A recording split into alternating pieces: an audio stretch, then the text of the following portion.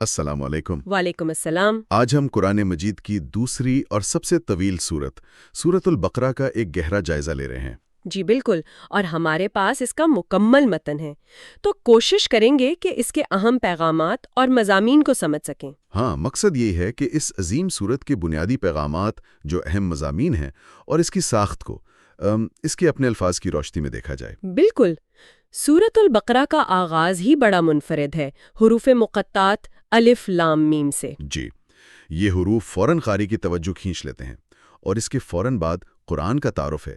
ذالک الکتاب لا ریب فیہ ھدی للمتقین، یعنی یہ وہ کتاب ہے جس میں کوئی شک نہیں اور یہ ہدایت ہے پرہیزگاروں کے لیے۔ جی ہاں، اور یہیں سے مطلب شروع میں ہی انسانی رد عمل کے مختلف نمونے واضح کر دیے گئے ہیں۔ اچھا، کس طرح؟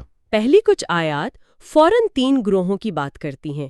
ایک تو متقین، یعنی وہ جو غیب پر ایمان لاتے ہیں، نماز قائم کرتے ہیں، اللہ کے دیے ہوئے میں سے خرچ کرتے ہیں۔ پھر کافرین، جن کے بارے میں کہا گیا کہ ان کے دلوں اور کانوں پر مہر ہے، آنکھوں پر پردہ ہے۔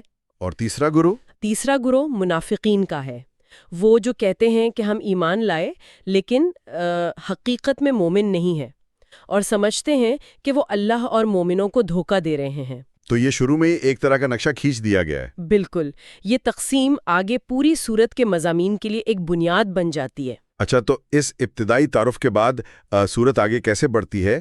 کیا کوئی مرکزی پیغام ہے جو فوراً سامنے آتا ہے؟ جی، فوری طور پر خطاب عام انسانوں کی طرف ہو جاتا ہے۔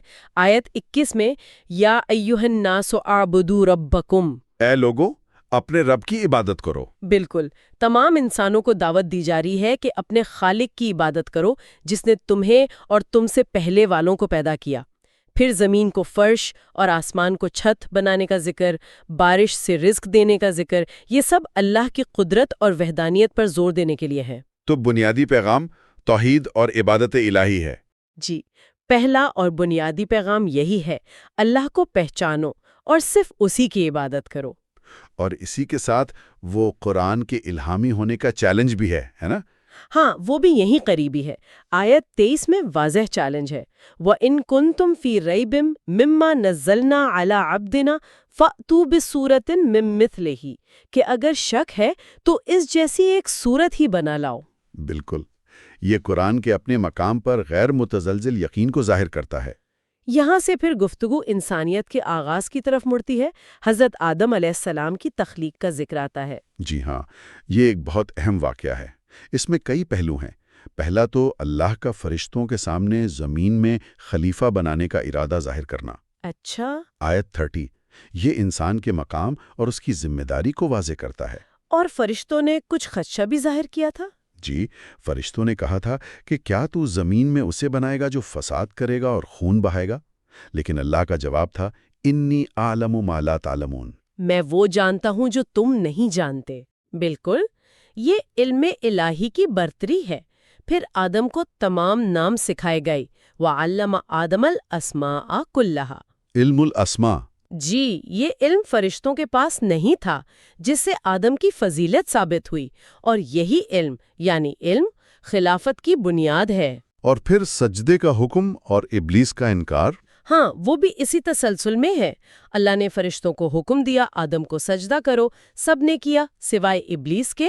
اس نے تکبر کیا اور انکار کر دیا۔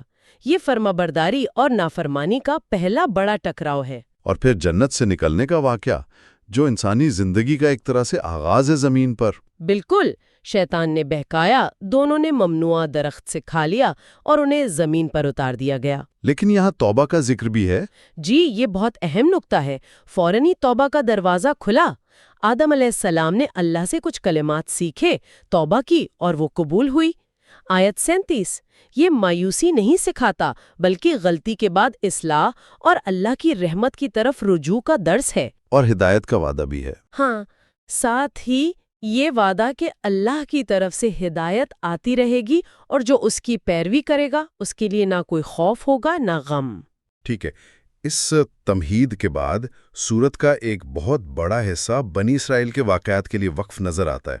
اس کی کیا وجہ ہو سکتی ہے؟ جی، بنی اسرائیل کا ذکر جو آیت 40 سے شروع ہوتا ہے، یہ محض تاریخ نہیں ہے، یہ ایک طرح کی کیس سٹڈی ہے۔ انہیں بار بار اللہ کی نعمتیں یاد دلائی جاتی ہیں۔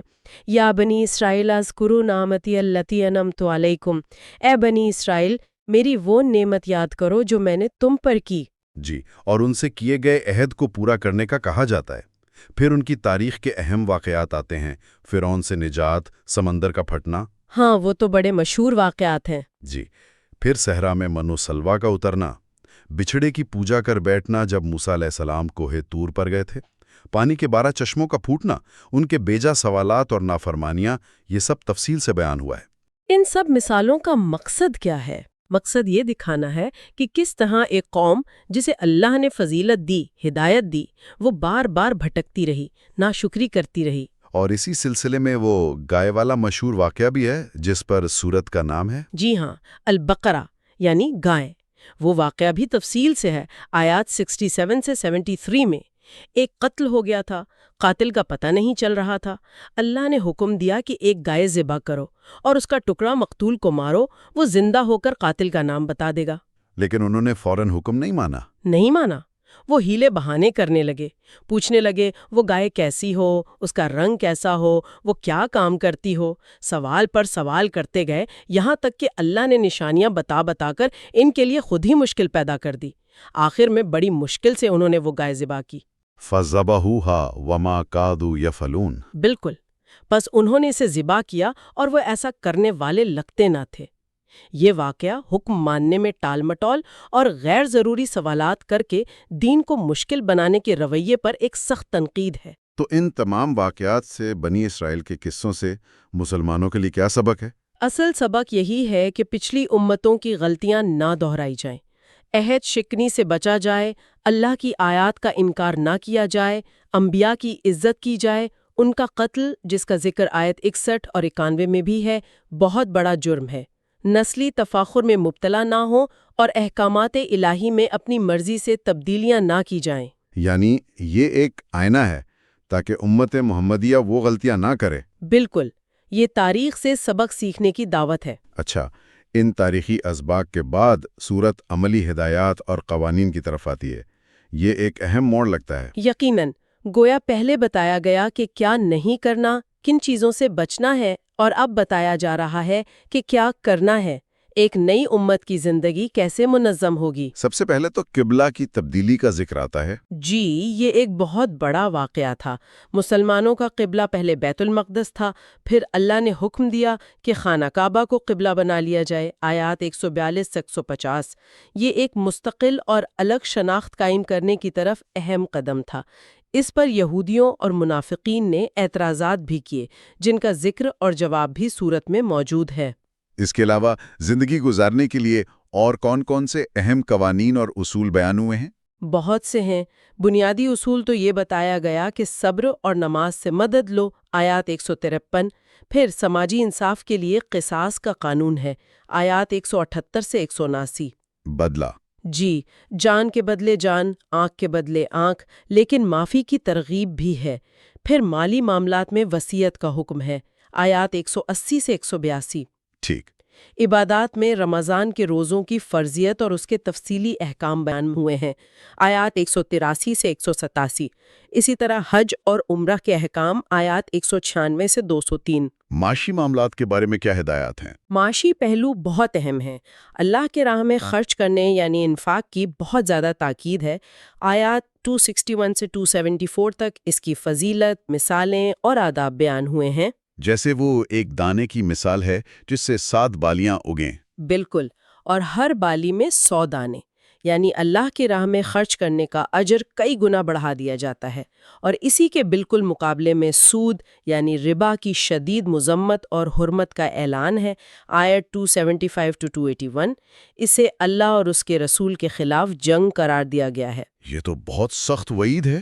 جی، یہ ایک منصفانہ اور استحصال سے پاک معاشی نظام کی بنیاد رکھنے کے لیے ہے۔ خاندانی زندگی کے بارے میں بھی رہنمائی ہے؟ یقیناً، نکاح کے مسائل، خاص طور پر مشرکین سے نکاح کی ممانعت آیت 221، طلاق کے احکام، عدت کی مدت، بچوں کو دودھ پلانے کی مدت اور اس کے مسائل آیت 221 سے 242 تک مختلف جگہوں پر یہ سب تفصیل سے بیان ہوا ہے۔ اور وہ جو قرآن کی سب سے لمبی آیت ہے وہ بھی اسی صورت میں ہے۔ جی ہاں، آیت 282 جسے آیت الدینی یعنی قرض کی آیت کہا جاتا ہے، اس میں لین دین اور قرض کے معاملات کو لکھنے، گواہ بنانے اور رہن رکھنے کے بارے میں تفصیلی ہدایات ہیں۔ اچھا، یہ مالی معاملات میں شفافیت اور دیانتداری کو یقینی بنانے کے لیے ہے۔ تو یہ احکامات ایک مکمل معاشرتی اور قانونی ڈھانچہ فراہم کرتے ہیں۔ بالکل، ایک منظم اور انصاف پر مبنی معاشرے کی بنیادیں۔ ان احکامات اور واقعات کے ساتھ ساتھ ایمان کے بنیادی اصولوں پر بھی بار بار زور دیا گیا ہے۔ خاص طور پر آیت الکرسی کا مقام تو بہت بلند ہے۔ یقیناً آیت الکرسی یعنی آیت 55 توحید کا شاید سب سے جامع اور پرشکوہ بیان ہے۔ اللہ لا الہ الا هو الحی القیوم۔ اللہ وہ ہے جس کے سوا کوئی معبود نہیں، وہ زندہ ہے، سب کو قائم رکھنے والا ہے۔ جی، نہ اسے اونگ آتی ہے نہ نیند۔ آسمانوں اور زمین میں جو کچھ ہے سب اسی کا ہے۔ کون ہے جو اس کی اجازت کے بغیر اس کے سامنے سفارش کر سکے؟ وہ جانتا ہے جو کچھ لوگوں کے سامنے ہے اور جو کچھ ان سے اوجھل ہے۔ اور اس کی کرسی نے آسمانوں و زمین کو گھیرا ہوا ہے۔ بالکل، یہ آیت اللہ کی عظمت، اس کے علم، اس کی قدرت، اس کی بادشاہی اور اس کی مکمل بے نیازی کا ایک بے مثال نقشہ کھینچتی ہے۔ یہ شرک کی ہر صورت کی نفی کرتی ہے۔ اور حضرت ابراہیم علیہ السلام کے واقعات کا ذکر بھی اسی ایمان کو مضبوط کرنے کے لیے ہے۔ جی ہاں، جیسے حضرت ابراہیم کا نمرود کے ساتھ مکالمہ، جس کا اشارہ آیت 258 میں ہے، جہاں انہوں نے سورج کے طلوع و غروب کی دلیل سے بادشاہ کو لاجواب کر دیا۔ صحیح۔ اور پھر ان کا اللہ سے یہ درخواست کرنا کہ مجھے دکھا تم مردوں کو کیسے زندہ کرتا ہے، اور پھر وہ 4 پرندوں والا واقعہ آیت 260، یہ سب اللہ کی قدرت پر یقین اور ایمان کی عملی مثالیں ہیں۔ اور اسی ضمن میں وہ اصول بھی آتا ہے کہ دین میں کوئی زبردستی نہیں۔ ہاں، یہ بہت اہم اصول ہے۔ لا اکراہ فی الدین قد تبین الرشد من الغی، دین میں کوئی جبر نہیں، ہدایت اور گمراہی واضح ہو چکی ہیں۔ اب جس کا جی چاہے ایمان لائے، جس کا جی چاہے کفر کرے۔ یہ مذہبی آزادی کی ایک بنیادی ضمانت فراہم کرتا ہے۔ اچھا، اتنے وسیع مضامین کے بعد یہ سورت اختتام کی طرف کیسے بڑھتی ہے؟ آخری آیات میں کیا خاص بات ہے؟ سورت کا اختتام یعنی آخری 2 آیات 285 اور 286 ایک طرح سے پوری سورت کا خلاصہ اور ایمان کا ایک جامع اقرار ہیں۔ آیات 285 میں رسول صلی اللہ علیہ وآلہ وسلم اور تمام مومنین کی ایمان کا ذکر ہے۔ آمن الرسول بما انزل الیہ من ربہ والمؤمنون، جی، کہ سب ایمان لائے اللہ پر، اس کے فرشتوں پر، اس کی کتابوں پر اور اس کے رسولوں پر، اور یہ کہ ہم رسولوں میں کوئی تفریق نہیں کرتے، اور ان کا قول ہے سمعنا و اطعنا، ہم نے سنا اور اطاعت کی۔ اور پھر مغفرت کی طلب ہے۔ ہاں، غفرانک ربنا و الیک المصیر، اے ہمارے رب، ہم تیری بخشش چاہتے ہیں اور تیری ہی طرف لوٹنا ہے۔ اور آخری آیت تو ایک بہت مشہور اور جامع دعا ہے۔ جی، آیت 286، اس کا آغاز اس بنیادی اصول سے ہوتا ہے کہ اللہ کسی جان پر اس کی طاقت سے زیادہ بوجھ نہیں ڈالتا۔ لا یکلف اللہ نفسا الا وسعہا۔ یہ ایک بہت بڑی تسلی ہے۔ یقیناً۔ پھر دعا سکھائی گئی ہے کہ اے ہمارے رب، اگر ہم بھول جائیں یا غلطی کر بیٹھیں تو ہم سے مواخذہ نہ کرنا۔ اے ہمارے رب، ہم پر وہ بوجھ نہ ڈال جو تو نے ہم سے پہلے لوگوں پر ڈالا تھا۔ ربنا ولا تحمل علینا اسرا کما حملتہ علی الذین من قبلنا۔ بالکل، اور پھر یہ دعا کہ ربنا ولا تحملنا ما لا طاقت لنا بہ، اے ہمارے رب، ہم پر وہ بوجھ نہ ڈال جس کی ہم میں طاقت نہیں۔ اور پھر معافی، بخشش اور رحمت کی دعا۔ جی، واعف عنا واغفر لنا وارحمنا انت مولانا فانصرنا علی القوم الکافرین۔ ہمیں معاف کر دے، ہمیں بخش دے، ہم پر رحم فرما، تو ہی ہمارا مولا ہے، پس کافر قوم کے مقابلے میں ہماری مدد فرما۔ یہ واقعی ایک عاجزی، اللہ پر مکمل توکل اور اس کی رحمت کی امید کا اظہار ہے۔ بالکل، یہ بندے کی اپنی کمزوری کا اعتراف ہے اور اللہ کی طاقت اور رحمت پر مکمل بھروسہ ہے۔ تو اس پورے جائزے سے یہ بات تو بالکل واضح ہو جاتی ہے کہ سورۃ البقرہ صرف قرآن کی سب سے طویل سورت ہی نہیں، بلکہ اپنے مضامین کے لحاظ سے یہ انتہائی جامع اور ہمہ گیر ہے۔ جی ہاں، اس میں ایمان کی بنیادی باتوں سے لے کر عبادات، معاملات زندگی، معاشرتی، معاشی، خاندانی قوانین، اخلاقیات، پچھلی قوموں کی تاریخ سے سبق اور مستقبل کے لیے رہنمائی، یعنی ایک مکمل ضابطۂ حیات موجود ہے۔ یہ صرف قوانین کی فہرست یا قصے نہیں لگتے، بلکہ ایک مربوط پیغام ہے۔ بالکل، ایک مربوط پیغام جو ایمان کو عمل سے جوڑتا ہے اور انسان کی انفرادی اور اجتماعی زندگی کے ہر پہلو کے لیے ہدایت فراہم کرتا ہے۔ واقعی اس کا مطالعہ ایک گہری بصیرت دیتا ہے۔ تو آخر میں ہمارے سامعین کے لیے غور و فکر کے لیے کوئی خاص نقطہ آپ دینا چاہیں گی؟ ایک نقطہ جو بہت اہم لگتا ہے وہ اسی آخری دعا سے متعلق ہے، ربنا ولا تحملنا ما لا طاقت لنا بہ۔ یہ دعا کہ اے رب ہم پر وہ بوجھ نہ ڈال جس کی ہم میں طاقت نہیں۔ جی، اس پر غور کیا جا سکتا ہے کہ یہ الفاظ انسانی حقیقت اور کمزوری کے کتنے گہرے شعور کی عکاسی کرتے ہیں۔ یہ صرف ایک درخواست نہیں بلکہ اللہ کے سامنے اپنی محدودیت کا ایک طرح سے اقرار ہے، اور ساتھ ہی اس کی لامحدود قدرت اور رحمت پر کامل یقین کا اظہار ہے کہ انسان کوشش تو پوری کرے لیکن اپنی حدود کو پہچانتے ہوئے مدد اور رحمت کا طلبگار رہے۔ بالکل، یہ تعلق، یہ عاجزی اور یہ بھروسہ، شاید اس پر غور کرنا ہمیں اللہ کے ساتھ اپنے تعلق کو سمجھنے میں مزید مدد دے سکتا ہے۔